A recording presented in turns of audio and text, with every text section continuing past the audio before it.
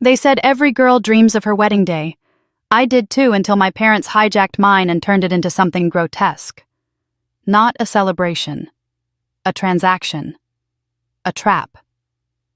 I came home early one day, just 20 minutes earlier than planned, and overheard my own family plotting to merge my wedding with my sister's anniversary. Her 5th. Nothing special. But to them it was more deserving of flowers, lights, music. And my money. All of it. They used my name to book a $63,000 venue. They forged my signature. They told vendors I'd foot the bill just like I paid for her first wedding 5 years ago. They said I was the responsible one. But what they didn't know is that I wasn't the same girl anymore. This time I didn't cry. I didn't beg. I didn't argue. I let them plan the entire show. I let them sign everything. And just hours before their big, fake spectacle, I slipped away to say my vows in peace, far from their stage, surrounded by people who actually loved me. By the end of this story, you'll hear the voice recordings, see the receipts, and watch how I turned their scheme into the most expensive lesson they've ever learned. Stay with me, because you're about to witness how the daughter they underestimated became the woman they never saw coming. Claire Harrison was 30 years old, a licensed architect, and someone who had spent most of her adult life building spaces that felt safe homes with clean lines, warm light, and solid foundations. Ironically, the one place that never felt like home was her parents' house, the one she had helped renovate with her own hands 3 summers ago. Now, standing on its front porch with a leather tote over her shoulder and a travel mug cooling in her hand, she felt a familiar knot form in her stomach. She hadn't planned to be there.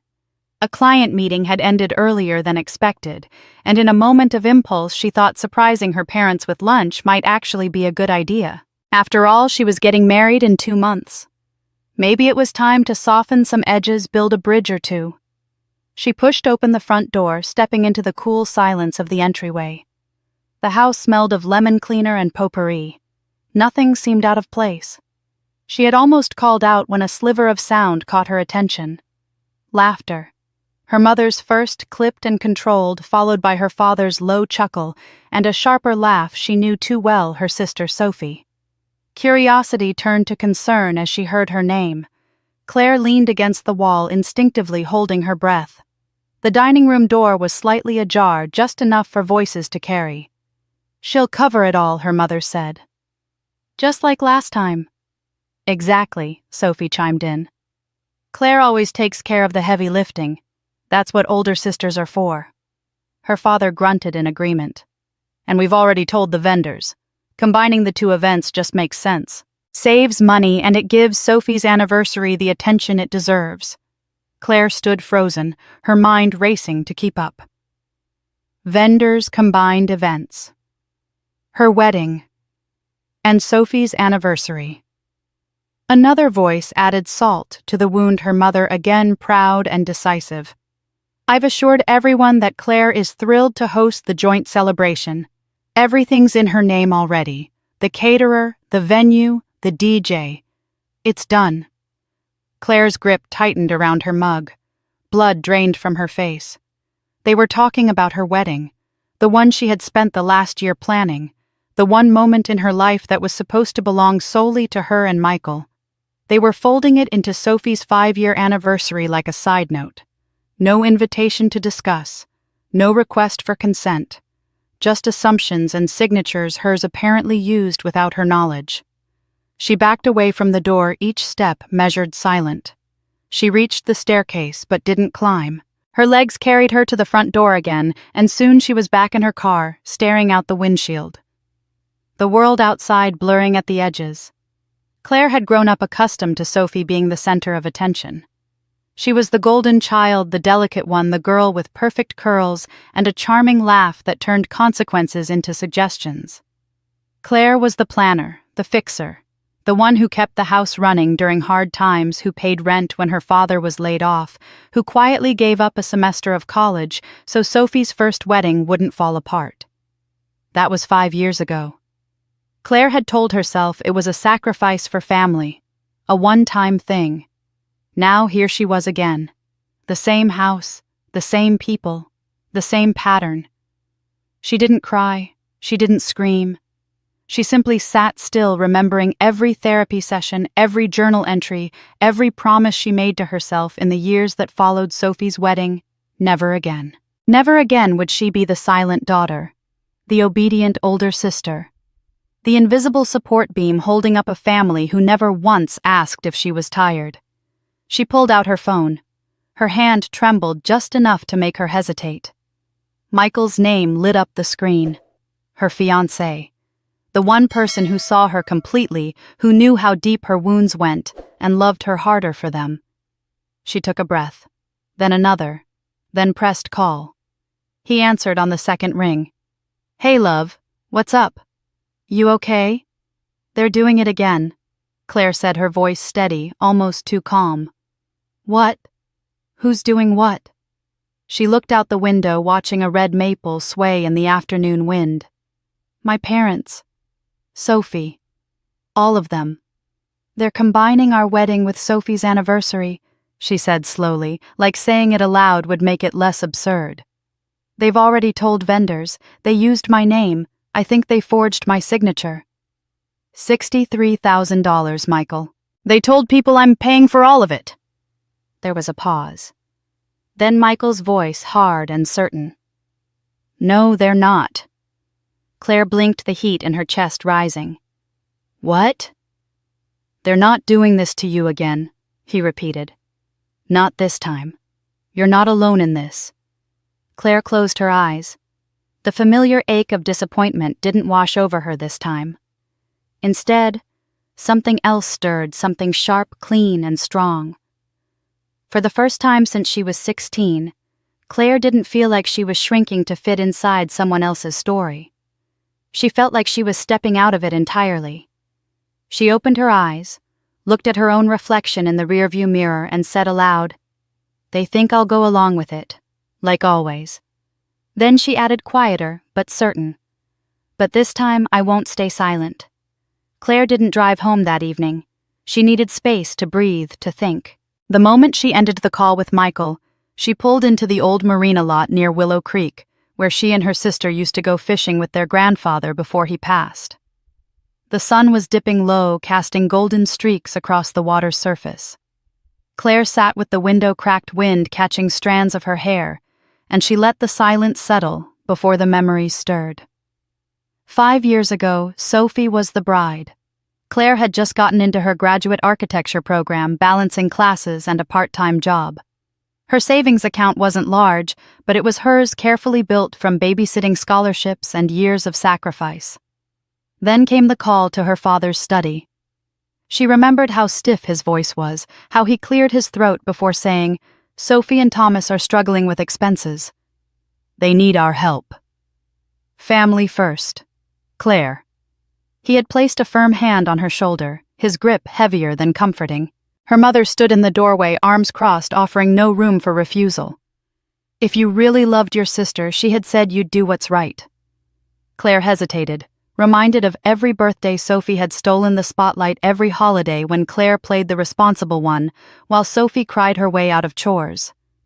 That night she transferred her entire $15,000 education fund into her parents' account. "It's just for now," they'd promised. "You'll go back next semester." But next semester turned into 2 jobs and night classes. Her spot in the program was gone before winter. She never told Michael the full story.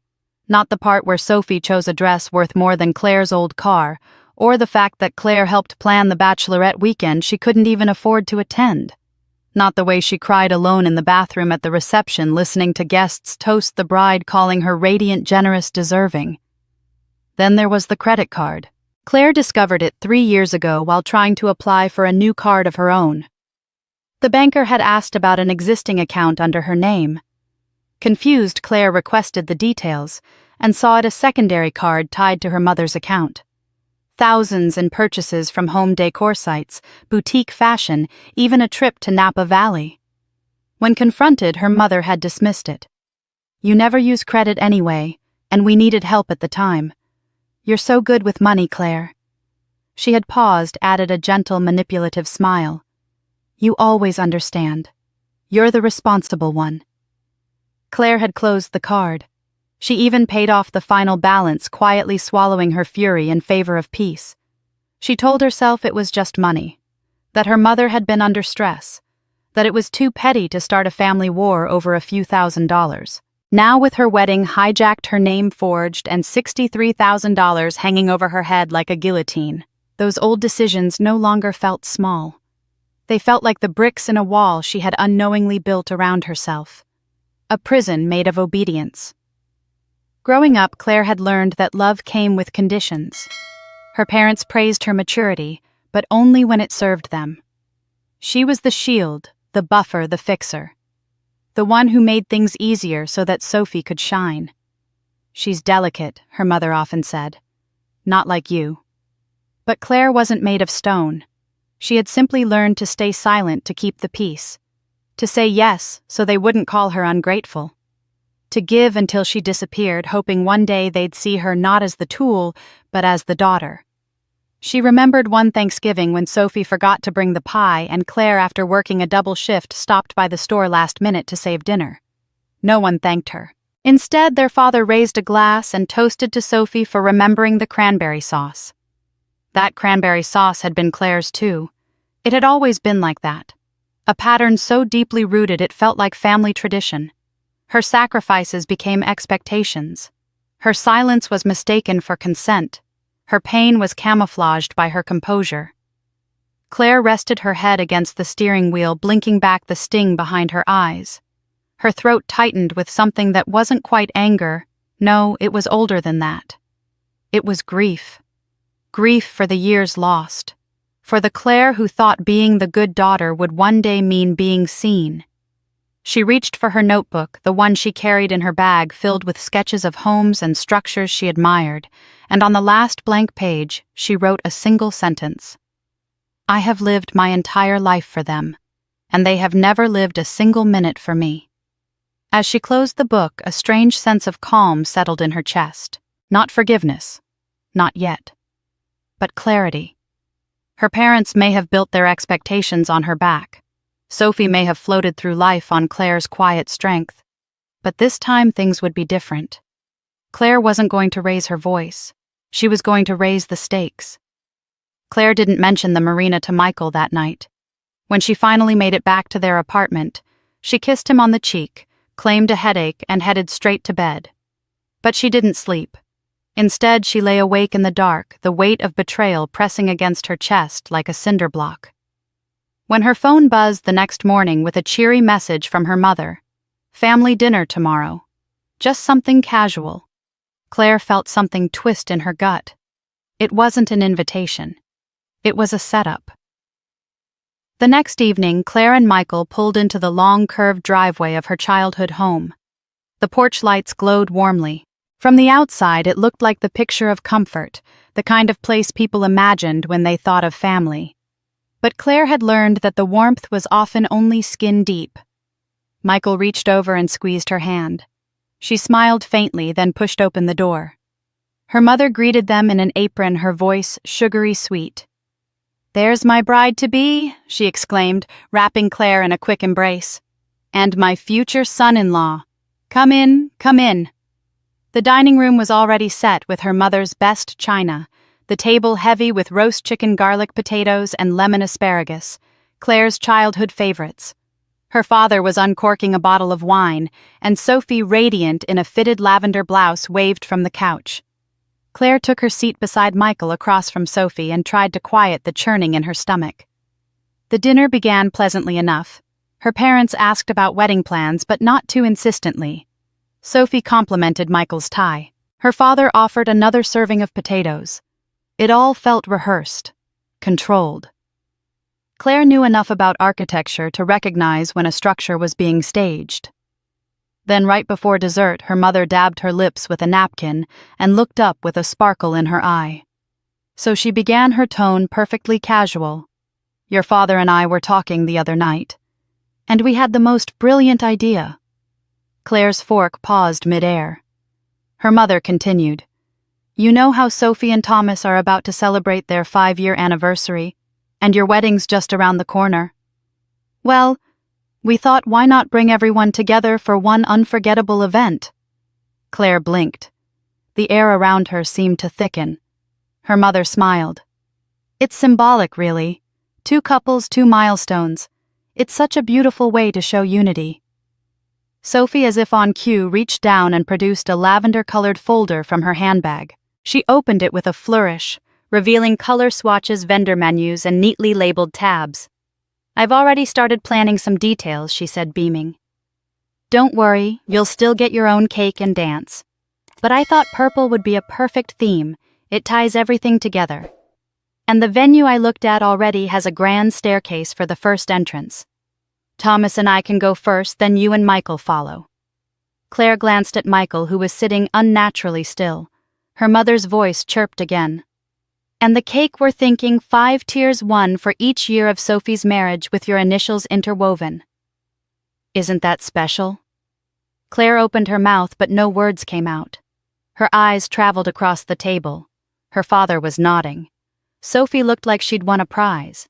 The walls felt like they were pressing in. Then her mother leaned forward slightly, voice gentle but firm. You've always known how to sacrifice when it matters, Claire. That's what makes you so special. And there it was. The phrase Claire had heard in 100 different forms over the years. Be the bigger person. Sophie needs this more. You're stronger. Always dressed as flattery. Always a leash. Everyone was waiting. Her parents' expressions were eager, expectant. Sophie was watching her like a hawk trying to read her face. Claire realized then that this wasn't a request. It was an assumption. An old song played once more. She forced a smile. Let me think about it. The silence that followed was deafening. Her mother's smile faltered. Her father cleared his throat. Sophie's brows twitched just slightly. No one had expected hesitation. Michael's hand slid beneath the table, his fingers finding hers. A silent squeeze. A quiet promise. Claire picked up her wine glass, took a small sip, and looked across the table at her family. She knew exactly what they were doing, and this time she wasn't walking in blind. Claire didn't sleep well after the dinner.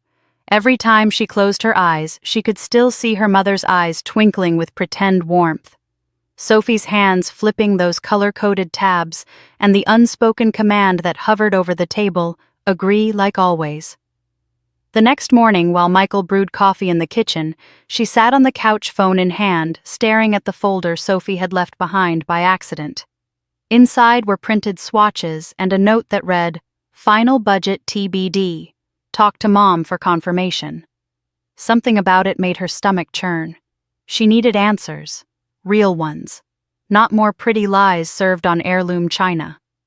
That afternoon, Claire texted her mother. Hey, Mom. I think I left some old sketchbooks in Dad's office. Can I swing by? Won't stay long? The response came quickly. Of course, sweetie. There's leftover lasagna in the fridge if you're hungry. The code is still 1957. Of course, it was the year her parents met. Sentimental, consistent, and predictable. 30 minutes later, Claire pulled into the driveway, parked under the maple tree, and entered the house with practiced ease.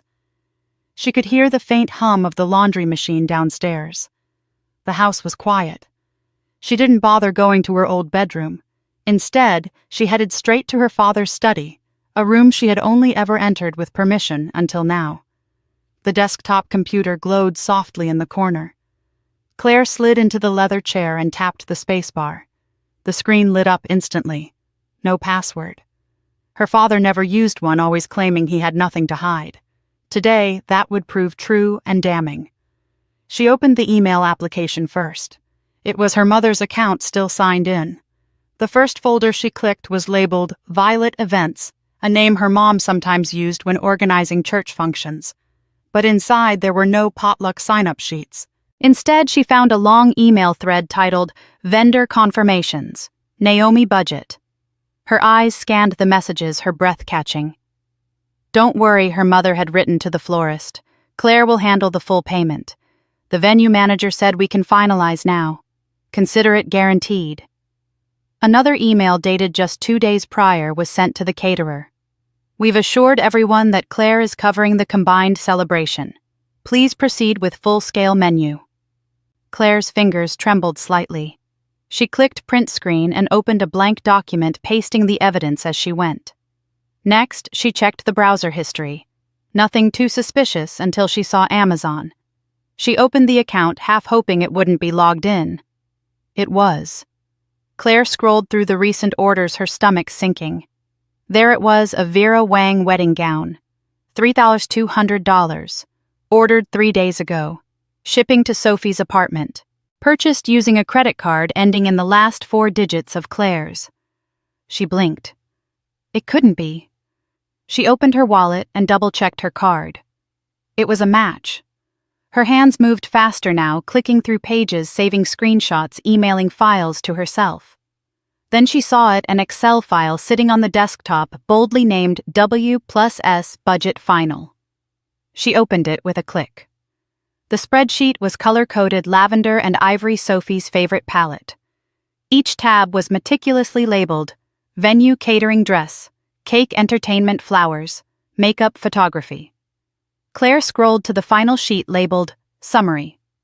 Total budget: $63,000, responsible party. Claire M. Dalton Bride, typed in a purple font that matched Sophie's usual digital signature. Claire stared at the number. She felt a numbness creeping up her spine. It wasn't just the betrayal, it was the certainty with which her family had acted. They hadn't just hoped she'd say yes. They'd planned for her to say nothing at all. Her phone buzzed. It was Michael. "You okay?" She typed back. "Not yet, but I will be." Claire pulled out her phone's camera and began taking photos of every screen. She opened her email and forwarded everything to 2 people, Michael and Ellen. Ellen Bennett was Michael's older sister, a seasoned attorney who'd left corporate law to start her own family law practice. Claire remembered how Ellen once said half-jokingly at Thanksgiving, "Never sign anything with your name unless you're holding the pen." Now Claire was taking her advice. As she sent the last message, a wave of something unfamiliar washed over her. It wasn't fear. It wasn't even rage. It was clarity. She shut down the computer, slipped her phone into her coat pocket, and walked calmly out of the study. As she passed the hallway mirror, she paused for a second. Her reflection stared back, steady eyes, clenched jaw, and the first flicker of resolve. They thought she wouldn't fight. They were wrong. Claire sat on the edge of her couch, the glow from her phone lighting up her determined face. Michael stood behind her, arms crossed, his jaw set like stone. The digital evidence she'd uncovered had shaken them both, but now it had become something else, fuel. She was done being the obedient daughter, done being the silent financier of someone else's fairy tale. It was time to take back control. They didn't have long. Sophie and her parents had already set things in motion, but so had Claire. She sent a group text to the only 3 people she trusted completely: Michael, Ellen, and Janice. Janice replied within seconds. "Just say when and where." Ellen, always precise, wrote, "Come by my office tomorrow. Bring everything." The next evening they met in Ellen's living room. The fireplace glowed softly behind her as she laid out folders, legal pads, and her laptop on the coffee table. Janice showed up with her usual energy, a leather-bound planner in one hand and a tote bag full of bridal magazines in the other. Claire began by spreading out the evidence, screenshots of the emails, credit card charges, the spreadsheet, and the Amazon receipt for Sophie's second dress. As each item was laid down, Janice's eyebrows climbed higher and Ellen's frown deepened. Ellen tapped her pen against the table. "Let me be very clear. Your name isn't on any of these contracts." "No," Claire replied. "They signed everything themselves. Probably thought I'd fall in line after the fact, like I always do." Ellen nodded. "Good. That's your out. We'll start by formally notifying every vendor that you are not legally responsible for any financial agreements. I'll draft an email from your personal account and BCC myself for documentation." Claire exhaled. "What if they say I already approved things verbally?" "I'll beat that with paper," Ellen said with the kind of confidence that only years in court could produce. "Vendors trust signed documentation more than a phone call. And I'll get their written confirmation that you're not liable." Michael leaned forward. "That handles the legal part. What about the emotional nuke they're preparing with that public wedding? Janice grinned, flipping open her planner. Leave that to me. Claire turned to her. You really think we can pull off a real wedding in, what, 2 weeks? Janice laughed. Claire. I've organized weddings in Barnes airports, and once during a power outage in Kentucky. A lakeside ceremony with 20 guests. That's child's play, Ellen added. Actually holding a private wedding a few hours before theirs could work in your favor. You'll already be legally married. Anything that happens at their event is just noise. Janice continued. We'll divide and conquer. I'll handle location, catering, music, flowers. Think quiet, intimate, intentional, not a circus.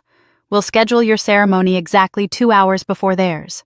You'll be married and sipping champagne before Sophie even finishes contouring.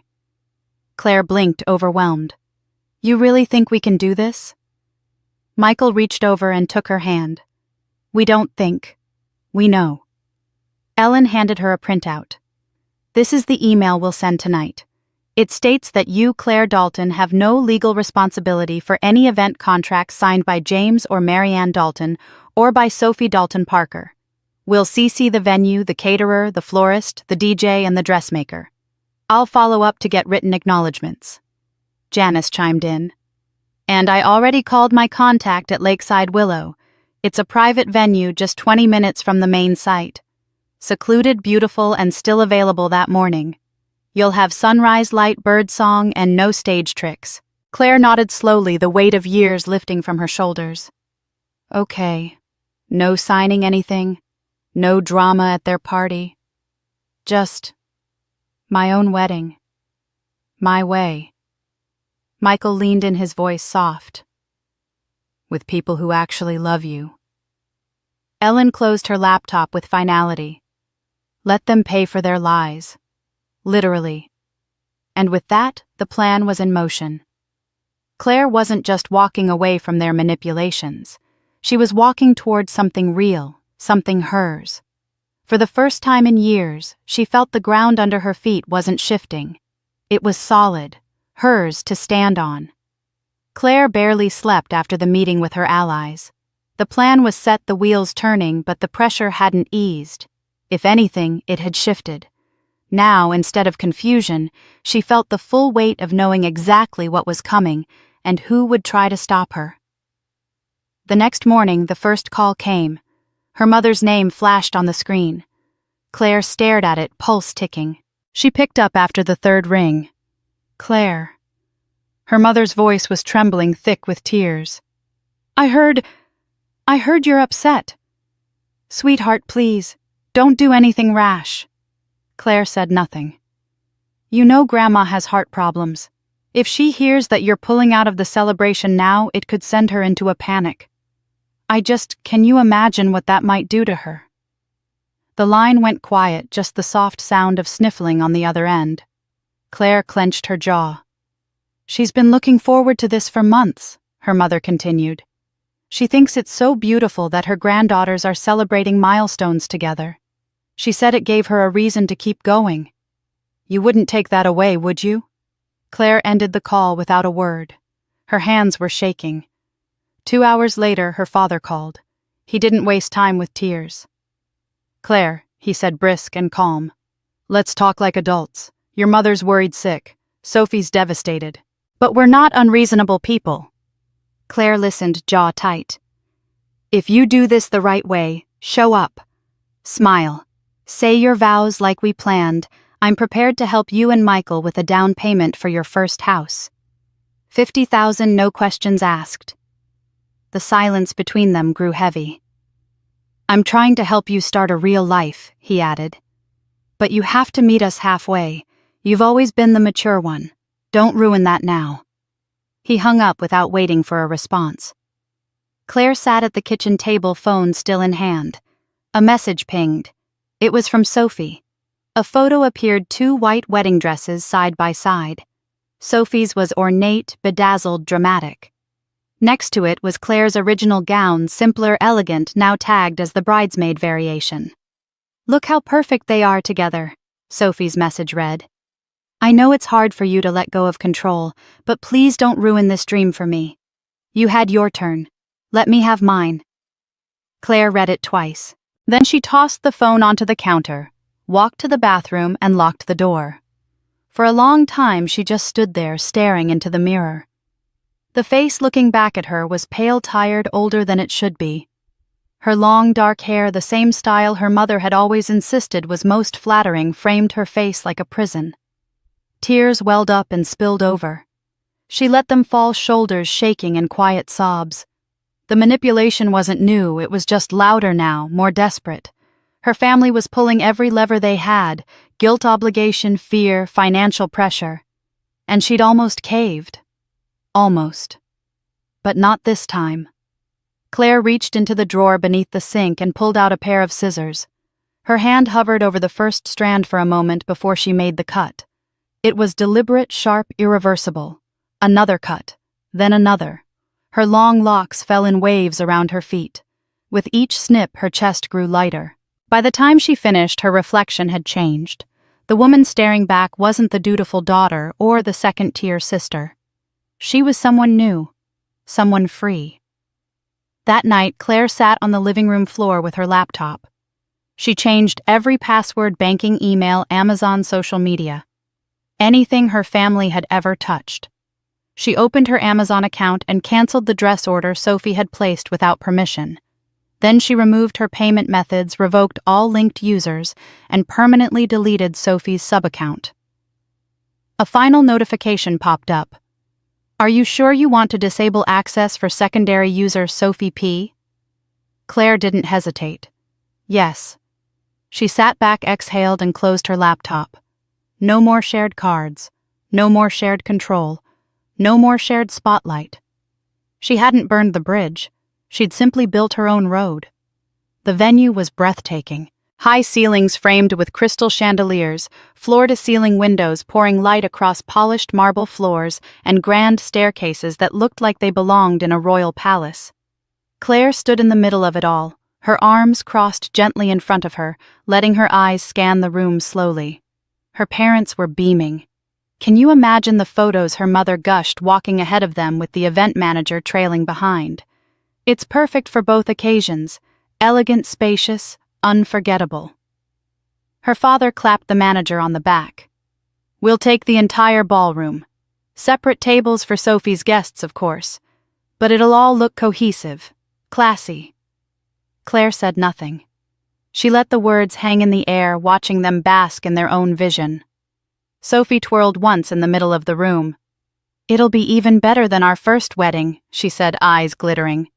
And we'll finally get that champagne tower I wanted. Claire glanced at her fiancé Michael, who gave her the faintest nod. Stay in character. The manager returned with a thick contract. If everything looks good, we just need a few signatures to hold your date. Her mother turned to Claire, voice syrupy sweet. You should go ahead and sign, sweetheart. It'll make things easier for the vendors. Claire took the folder and flipped through the pages, slowly pretending to study the fine print. She knew every line already. Ellen had reviewed a copy the day before. Claire was only here for the performance. This all looks fine, Claire said, her voice calm. But Michael and I agreed both of us have to approve any wedding-related contracts. We make all financial decisions together. Her father waved a hand. Oh, come now. You can go over it with him tonight. In the meantime, we'll sign to hold the date. But Claire started. Let us take care of this part, her mother interrupted. You have enough on your plate. We're family. Trust us. Claire hesitated just long enough to sell the hesitation, then gave a soft smile. All right, if you're sure. Her parents stepped forward, each signing the contract without hesitation. Her mother's signature was a flourish of confidence. Her father's practiced and firm. The manager smiled. Perfect. We'll move forward with the deposit and final planning. Looking forward to working with you. Claire nodded and offered a polite smile. Back in the car, the moment the door closed behind her, Claire pulled out her phone. The message to Ellen had already been drafted. One tap, and it sent. They signed. You know what to do. Within the hour, Ellen sent an official email to the venue manager to whom it may concern. This email serves as a formal declaration that Claire Monroe is not financially responsible for any wedding-related contracts or obligations signed in association with the upcoming event at your venue. Any and all expenses are to be handled solely by the contract signatories James and Margaret Monroe. Regards, Ellen Prescott, SQ. The manager responded promptly, copying Claire in the reply. Thank you for the clarification. We acknowledge that Claire Monroe has no financial responsibility for the event. Per our records, the contract and deposit will be processed under James and Margaret Monroe exclusively. Claire read it twice, then forwarded it to Michael. His response came within seconds. One step closer. They don't even realize it yet. As they drove back from the venue, her parents couldn't stop talking. It's going to be the event of the year, her mother said, adjusting her sunglasses with pride. Wait until the neighbors see those invitations. Her father chuckled. And best of all, it's taken care of. No stress for you, Claire. You're lucky to have parents like us. Claire smiled faintly and stared out the window, watching the city blur past. The trap was set. The signatures were in ink, and the game they thought they were winning had just turned against them. She wasn't the obedient daughter anymore. She was the architect of their downfall. The morning of the so-called double celebration arrived with deceptive calm. Claire's phone buzzed repeatedly with messages from her mother and Sophie, reminders about timelines, hair appointments, last-minute details. She replied to each with cheerful vagueness, pretending to be caught up in makeup delays and hairstyling hiccups. The group text buzzed with excitement. Claire's responses were short, warm, and thoroughly misleading. At exactly 9:10 a.m., Janice sent the first decoy image, a photo of Claire in a borrowed bridal robe, face half made up, sipping coffee. The background was deliberately blank, the kind of generic setting that could have been any salon in the city. Claire texted with a winking message, running fashionably late, but we're getting there. Sophie replied with a string of excited messages and one last jab. Don't forget the earrings I picked for the photos later. Claire didn't respond. By that point, Claire was already on her way to the lake. The drive was short but felt impossibly long. Michael sat beside her, one hand on the wheel, the other occasionally reaching for hers. She wore no heavy gown, no veil, no rhinestone heels. Just a simple white sundress and flat sandals. Her hair, freshly cut and loosely curled by Janice the night before, blew gently in the morning breeze through the open car window. When they arrived at the lake house, a quiet cedar-shingled cabin owned by Michael's parents, the space had already been transformed. White ribbons fluttered from birch branches. Wildflowers, hand-picked by Robert's mother and sister-in-law, lined the aisle. A small arch stood beneath a massive oak tree wrapped in soft linen and eucalyptus garlands. Only 20 people stood waiting, close friends, a few co-workers who had become family, and Ellen standing tall with her arms crossed, her face softening when she saw Claire. You look like yourself, she whispered as she hugged her. That comment meant more than she could say. The music began, just a soft acoustic guitar played by Janice's partner, a musician with more heart than fame. Claire took off her shoes. The grass beneath her feet was cool, a grounding contrast to the hot rush of emotions inside. She stepped onto the path, each footstep a choice, each breath an act of defiance and freedom.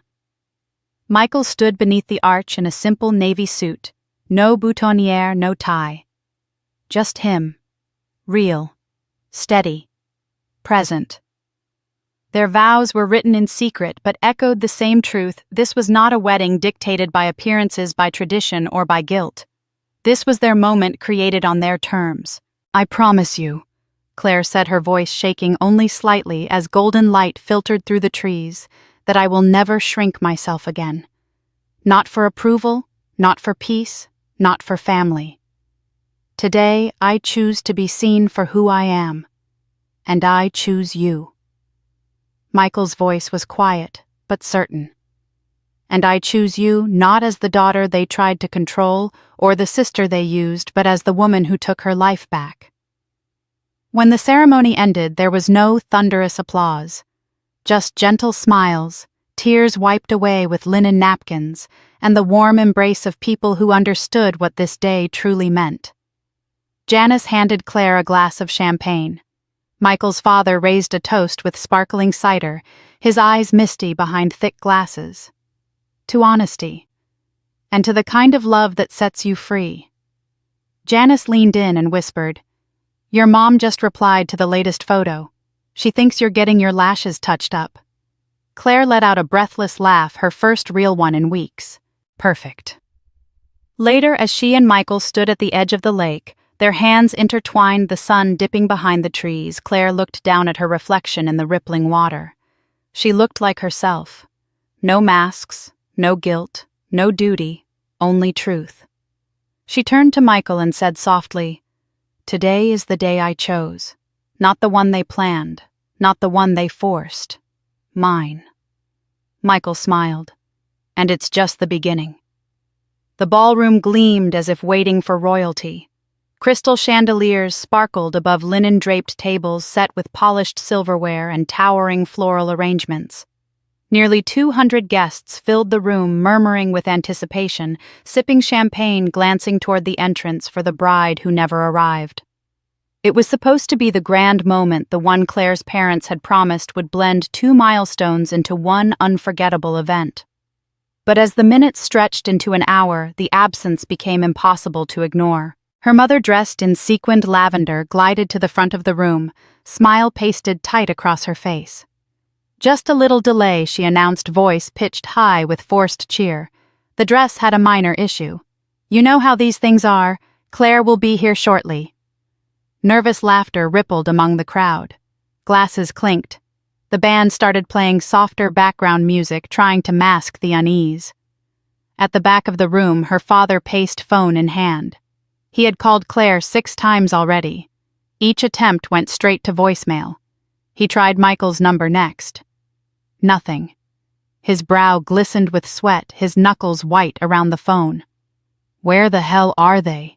he muttered, too low for most to hear. Sophie heard, though. She snapped her compact mirror shut, eyes narrowing.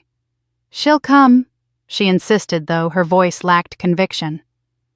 Just then, the venue manager approached with a clipboard, and Mrs. Monroe, he said evenly, "Before we proceed further, we'll need the remaining balance, $57,000, settled today. Otherwise, we cannot continue service." The color drained from her father's face. "That's ridiculous. Claire is covering this. She always does." The manager's eyes did not waver. "As of our last correspondence, Claire Monroe has no financial responsibility for this event. The signed contract is under your names. Payment is required immediately." Her mother's hand flew to her pearls. "That can't be right, she's the bride." The manager handed over a printed email. Her father scanned it quickly. Claire's name was there in black and white alongside Ellen's letterhead, a declaration of zero liability. "This is outrageous," he barked, but the tremor in his voice betrayed him.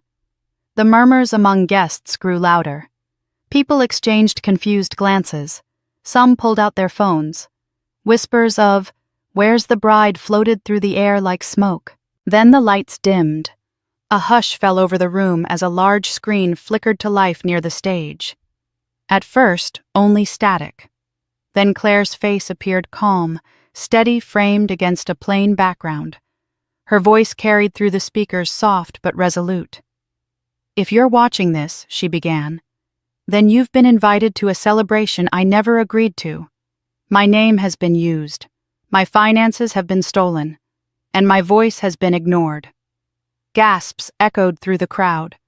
The video cut to screenshots, emails from her mother promising vendors that Claire would cover all expenses.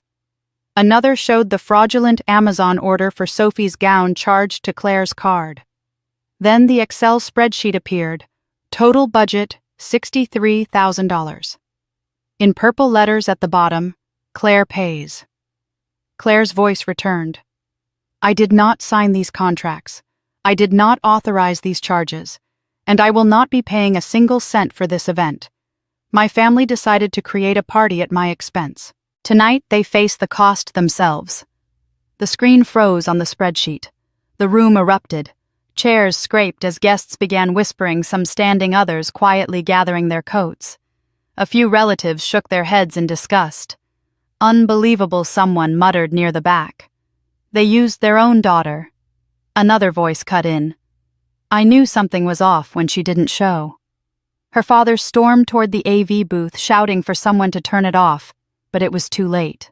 The message had been delivered. Sophie stood frozen, her face pale as the cake behind her. For once, she had no words, no carefully crafted excuses. Her hands trembled, clutching the edge of the tablecloth, as though it could anchor her in the collapsing world around her. One by one, the guests left.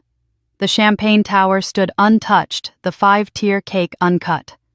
The string quartet packed their instruments in silence. Waiters whispered among themselves while clearing plates that had barely been touched. By the end of the night, the grand ballroom was nearly empty, its glittering decor mocking the few who remained. Sophie slumped into a chair, mascara streaking down her cheeks. Her mother dabbed furiously at her own eyes, muttering, "She's ruined everything." Her father stared at the unsigned bill in front of him, the weight of $57,000 pressing down harder than any champagne glass could. The celebration had become a funeral for their reputation, and Claire, absent untouchable, had delivered the final blow without even stepping into the room.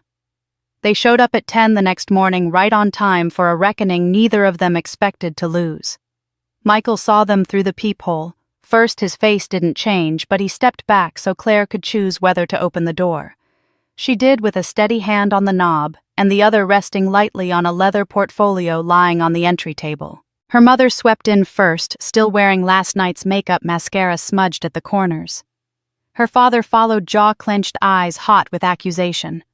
Sophie trailed behind them, small and brittle in a pale sweater, her mouth set in a line that wasn't courage so much as habit. "How dare you?" her mother sputtered, not waiting to be invited to sit, not even looking around. "You humiliated us in front of everyone we know, after everything we've done for you." Her father thrust a hand toward the couch as if pointing to a crime scene. "Turn off that act and explain yourself. You will pay that balance. You will fix this. Today." Claire let the words settle and die. She gestured toward the dining table instead, where the portfolio sat beside a neat stack of paper and a small recorder. "We're not going to shout," she said, voice even. "We're going to be clear." She opened the portfolio and slid out the first document, a clean copy of the ballroom contract. She turned it around and tapped the signature lines with one finger. "These are yours," she said to her parents. "James Monroe, Margaret Monroe. There is no place where my name appears as a signer. Not on the agreement, not on the addendum, not on the deposit authorization." Her mother scoffed. "Technicalities." "You agreed in spirit." "Paper governs," Claire replied. She lifted the second sheet, a printed email chain on letterhead. "This is the venue manager's written acknowledgement dated 2 days before your event, confirming I have no financial responsibility for any portion of the contract. The subject line reads, 'Clarification of liability.' You are both copied. You both responded with 'received.'" Her father snatched the pages, scanning for a loophole that wasn't there. His face changed as he found his own thanks understood. He folded the paper hard enough to crease it in two. "You tricked us." He said the word almost a hiss. Claire didn't flinch. "I told the truth in writing. You told vendors I would pay and hoped I'd be silent." She set down a third bundle, screenshots of charges, the Amazon order with Sophie's dress, the time-stamped spreadsheet, and the bank notices. "Unauthorized use of my card. A budget that names me as payer in purple type. You used my identity without permission. We did what we had to do." Her mother shot back as if declaring necessity made theft noble. "Families help. You know Sophie doesn't manage stress well. You're stronger. You always have been." Michael moved then, only to pull out a chair for the fourth person already in the room. Ellen stepped from the hallway where she'd been waiting, a slim folder under her arm. She nodded to the parents like a doctor about to deliver unwelcome but necessary news, then took a seat at the head of the table. "Good morning," she said, her voice calm and professional. "I'm Ellen Prescott, counsel to Claire. I won't take much of your time." Her mother's head snapped toward Michael. "You brought a lawyer into this. You brought contracts." Ellen answered without heat. She placed one more document on the table, a brief summary of the applicable state statutes and a short opinion letter. You asked for clarity. Here it is. Claire did not sign, authorize, or ratify these obligations. The venue acknowledges in writing that you are the contracting parties. The caterer, florist, and entertainment vendor have sent similar confirmations. There is no legal basis to compel Claire to pay. None. Her father started to speak, stopped, then jabbed a finger toward his wife. This was your idea. You handled vendors. You told me she approved everything. You were thrilled to book the ballroom, her mother snapped back. You called it the deal of the decade and told your golf buddies you'd secured it. You told me to make it happen. With her money, he shot back, voice rising. With her name? She never objects until it's too late, her mother said, turning back to Claire with something like desperation. You always agree in the end. We assumed you counted on it, Claire said. She kept her voice quiet, which made them lean in to hear. You counted on my silence to underwrite your decisions. Sophie made a small sound, then not quite a word. She had been standing close to the doorway as if she might bolt if things turned ugly. Now she sank into a chair, hands folded so tightly her knuckles blanched. I didn't know about the emails, she said, eyes flicking toward the pages and away. Mom said Claire was excited to. Claire looked at her sister not with triumph, but with the tired recognition that comes from seeing the same play staged a second time. You ordered a second dress on my card, Sophie. It shipped to your apartment. Sophie swallowed. She said we'd settle it later. She said you always understand. Her mother exhaled through her nose. Because she does. Because she's practical. Because she's family. Ellen lifted a hand, slightly redirecting the conversation the way a conductor redirects tempo. There is one more piece, she said, placing the last printed page, a transcript of the venue's reply, acknowledging her letter on the pile. You asked for a solution. This is it. The venue will discuss a payment plan with you. They have done so with many families. They will not discuss it with Claire. Silence landed heavy and absolute. Then the blame began to shift like furniture shoved around a room. You and your big gestures, her father said, turning on his wife. You always push too far. And you, she said, eyes flashing, hide behind your rules after I've done the work. Sophie's voice cut in, thinned by tears. Stop. Just stop.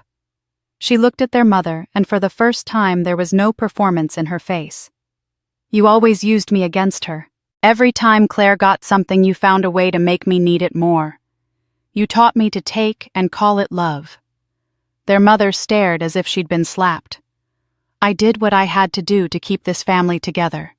You split it in two, Sophie whispered. She looked down at her hands. And I helped. Claire put the portfolio away and stood.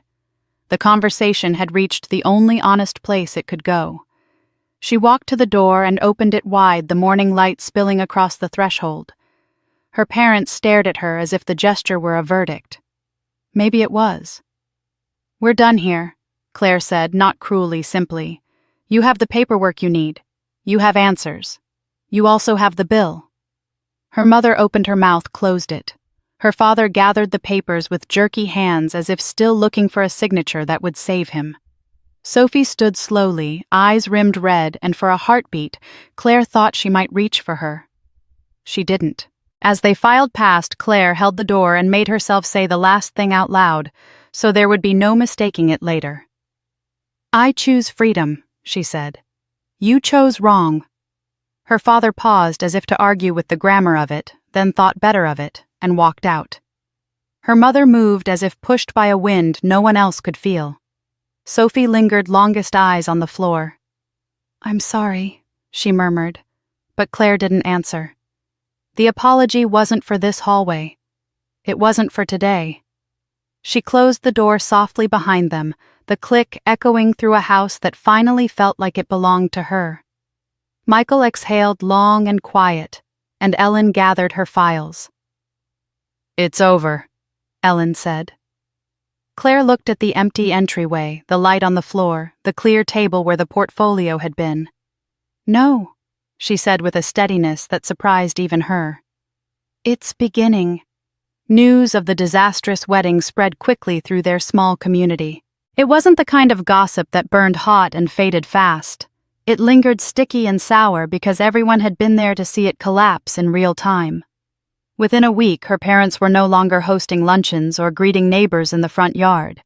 They were answering phone calls from creditors and meeting with the bank. The ballroom management had no sympathy, nor did the caterer, florist, or entertainment vendors. The figure was final $57,000 still owed plus late fees for services already booked. Her father tried to fight it, claiming misrepresentation, but the documents were unyielding. His signature was there in black ink, and his wife's beside it. Claire's absence was the loudest truth on every page. Their only option was liquidation. And so with little ceremony they sold the parcel of land that had been in the family for 3 generations, a wooded lot her grandfather once hunted and her grandmother once called sacred. Watching it go was more than a financial loss. It was the symbolic tearing down of the myth they had clung to, that theirs was a family of legacy and control. Now it was a family stripped of both. Sophie's marriage fared no better. Thomas was livid after the fiasco, not because of the money, though the dress order and event deposits had left them strapped, but because of the humiliation. "You brought this on us," he said during one of their many fights. "You dragged my name into your family circus. Everyone at work saw those videos. Do you realize how that makes me look?" Sophie tried to defend herself, insisting she hadn't known the full extent, but the words sounded hollow even to her. Their arguments spilled out into the open. Neighbors heard shouting late at night. Her once glossy life was unraveling thread by thread, and she no longer had a sister's compliance to hide behind. Weeks later, a letter arrived at Claire's apartment, handwritten, folded, twice the envelope, addressed in Sophie's careful script. Claire sat at the kitchen table, Michael beside her, and opened it with measured hands. Inside was no apology, not really, but something close to confession. "Claire," it began, "I know I don't deserve your forgiveness. I've spent years resenting you, competing with you, using what Mom gave me as if it were mine by right. But the truth is, I was never free either. Every choice I made was shaped by her words, her pressure, her manipulation. She told me I was fragile, that you were strong, that I needed what you had. I believed her. I let her pit us against each other. And now I see that neither of us was really ourselves. You've broken away. I haven't yet. But I want to. I don't know if you'll ever write back. I just needed you to know I was trapped too. I've never been my own person." Claire read the letter twice, folded it carefully, and slid it back into the envelope. She didn't cry. She didn't respond. Some words didn't need answers, at least not now. Instead, she placed the letter in the bottom drawer of her desk, where she kept fragments of a life she no longer owed anyone. The weeks turned into months, and Claire redirected her energy where it mattered. She reached out to a nonprofit group dedicated to helping survivors of financial abuse within families. At first, she only listened stories of sons whose parents had opened secret loans, of women whose husbands signed their names to credit cards, of siblings forced into debts they never agreed to. But soon listening turned into speaking, and speaking into action.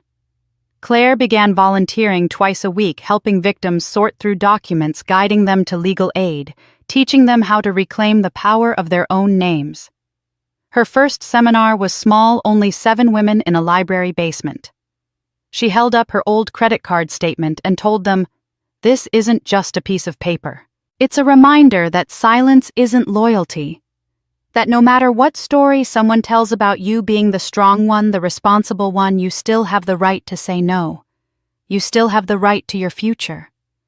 They nodded, some with tears, some with the fierce relief of being understood.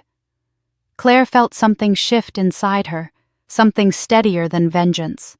She wasn't just escaping anymore, she was building. Her parents rarely called after that. The few times they did, Michael answered firm and polite. Sophie sent 2 more letters, shorter than the first, but Claire never replied. She had no hatred left in her, but she had no room for the old roles either. Her life was hers now, measured not by the debts others placed on her, but by the choices she made freely. The land was gone. The reputation was gone. The family's mask was gone. What remained was the echo of a warning as sharp as the slam of a judge's gavel. Manipulation has a cost. It always comes due. And Claire at last was living proof that you could survive it and rise stronger. 1 year later, the world around Claire looked different, not because it had changed, but because she had. The little house she and Michael bought in the suburbs wasn't grand, but it was theirs. The garden bloomed with lavender she had planted herself. The kitchen smelled of coffee every morning, and the evenings carried a quiet that once felt foreign, but now felt like safety. On their first anniversary, Michael handed her a wrapped package about the size of a book. "Open it," he urged, eyes twinkling with the same warmth that had steadied her through every storm. Inside was a simple wooden frame, the grain dark and polished. Behind the glass was a carefully preserved document, the $6,000 receipt from the wedding deposit, the one and only cost Claire had ever allowed her family to saddle her with. Beneath it, engraved in brass, were the words, "Best investment we ever made in our freedom." Claire traced the letters with her finger, her throat tightening. It wasn't the money, it was what it symbolized. The price of walking away, the proof that freedom was never free, but always worth it. She looked at Michael and smiled, not with relief this time, but with the deep, calm joy of someone who had chosen her own life and was living it every day. That afternoon, Claire sat in a bright community center with a circle of young women gathered around. She had become a mentor, a steady voice for those who had been told, like she once was, that love required sacrifice without end. A girl barely 20 raised her hand and asked, "But if I say no, won't my family think I'm betraying them?" Claire leaned forward, her voice soft but certain. Setting boundaries isn't betrayal. It's protection. Protection of your future, your peace, your dignity. Saying no doesn't mean you love them less. It means you've chosen to love yourself too. The young woman's eyes filled with tears, then something like determination. Claire recognized it instantly.